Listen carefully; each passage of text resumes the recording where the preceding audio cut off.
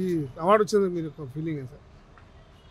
ఈరోజు ఆంధ్ర సారస్వత పరిషత్ హాల్లో డాక్టర్ రాజనారాయణ గారు, భారతరత్న అయినటువంటి రతన్ టాటా గారి యొక్క జన్మదిన సంవత్సరాన్ని పురస్కరించుకొని ఇవాళ ఎంతోమంది సమాజంలో నిస్వార్థంగా పనిచేస్తున్నటువంటి వ్యక్తులను గుర్తించి అవార్డు ఇవ్వడం చాలా సంతోషకరం.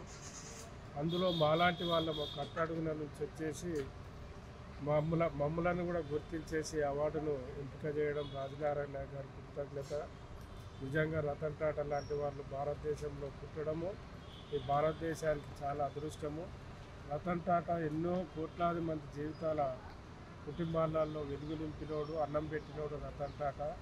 అటువంటి నిస్వార్థ మహనీయునికి సేవలను గుర్తించి ఆయన పేరు మీద అవార్డు అందుకోవడం మాకు చాలా సంతోషకరం.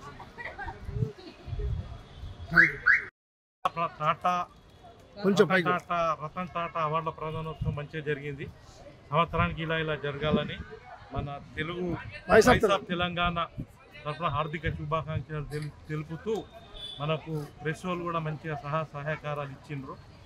వాళ్ళకు కూడా హార్దిక శుభాకాంక్షలు ప్రెస్ మీడియా వారికి. ఇట్లాంటి సంవత్సరం రతన్ టాటా గారి అవార్డు జరపవాలని కోరుతున్నాం.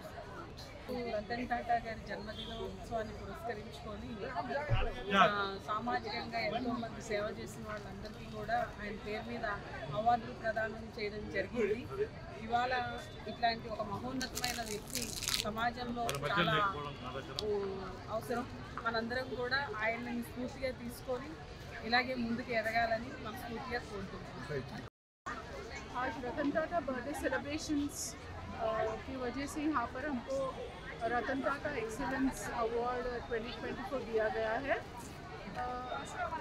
इतना खुश है कि जो समाज सेवक और जितना कुछ लाइक सिटीजन्स के लिए उन्होंने किया है जो कोई भी मन तोल नहीं सकते।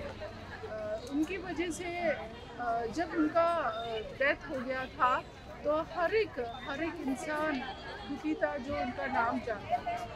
सो ऐसे व्यक्ति के नाम पे जो अवार्ड हमने यहाँ पर लिया है वो जो है हमारे लाइफ में बड़ा अचीवमेंट है।